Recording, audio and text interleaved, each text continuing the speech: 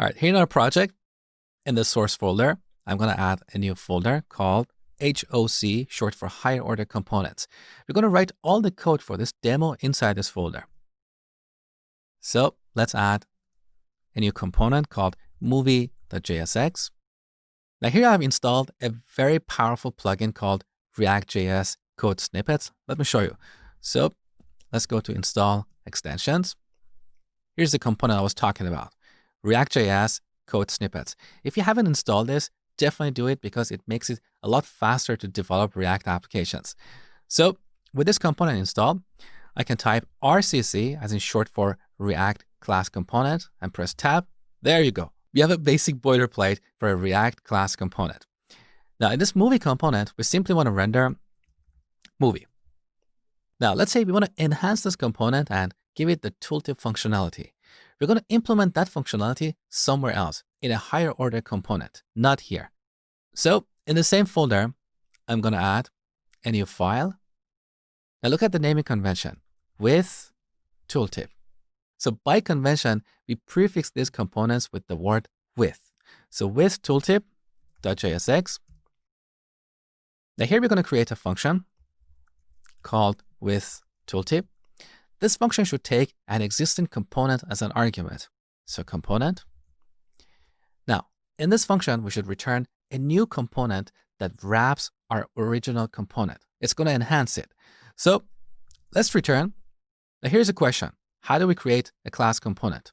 We type class, let's say with tooltip, extends react.component, right? That is how we create a class component. So in our function, we are returning a new component. That component is called with tooltip. Now let's import React on the top. All right. Now, in this class component, we need a render method, right? Inside the render method, we should return some elements. Let's say we're going to have a div, and inside this div, we want to render the component that is passed here. So we add that like this. However, as you know, this code is not going to work because if you want to use this argument as a component to render, we should capitalize the first letter. So capital C and capital C. Now, let's export this function. Export default with tooltip. Save the changes. I've installed Prettier. That is why my code gets reformatted every time I save the changes. All right, now let's go to our app.js. To keep things clean, I'm going to remove all the markup here. Instead, we want to render a movie component. So movie, there you go.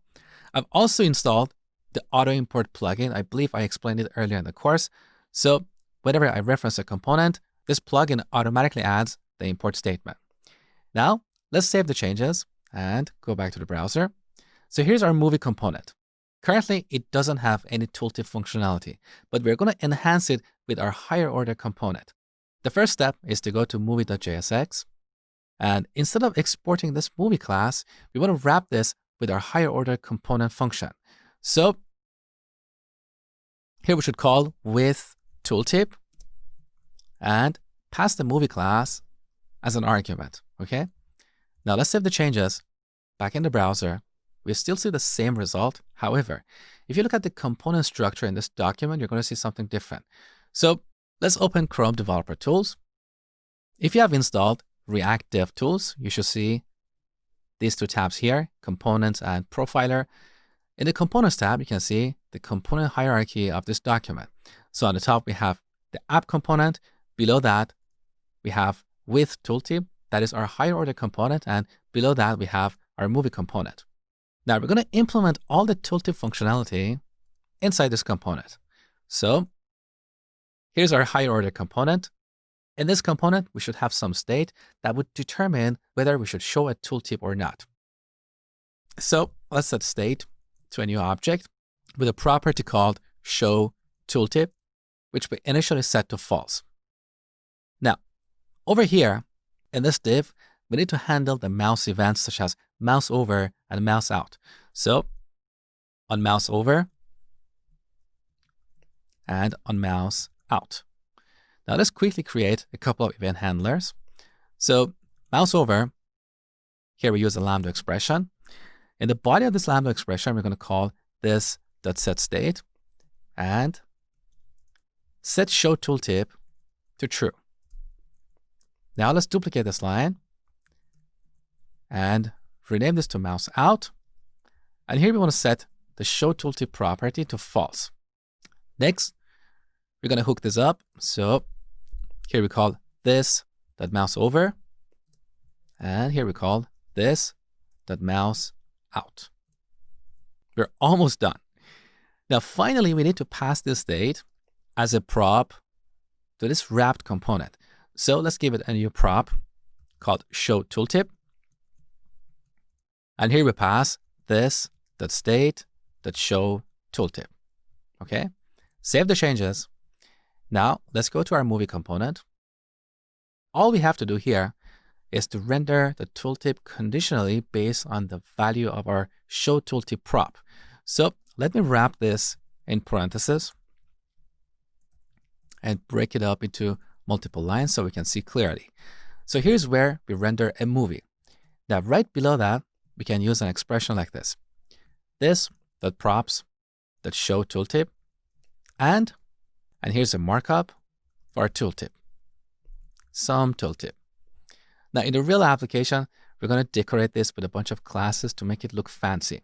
But in this section, we don't want to worry about any of these distractions. We just want to focus on the advanced React concepts. So save the changes. Now back in the browser, let's test our implementation. So hover, there you go. Here's our tooltip. Now let's bring up Chrome Developer Tools one more time and go to the Components tab. So here's our higher order component. It has this state, show tooltip, and it's passing this as a prop to our movie component. You can see that over here. Now there is a tiny problem in our implementation. Let me show you. Here in the app component, let's give our movie component a new prop, like ID equals 1. Save the changes.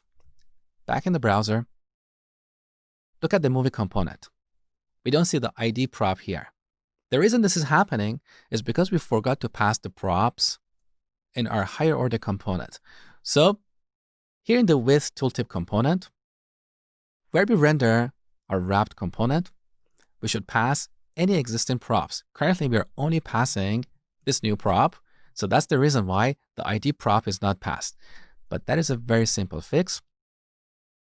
We use the spread operator to pass any props that we have passed from the outside. So save the changes. Now back in the browser. And here's the ID prop passed to our movie component.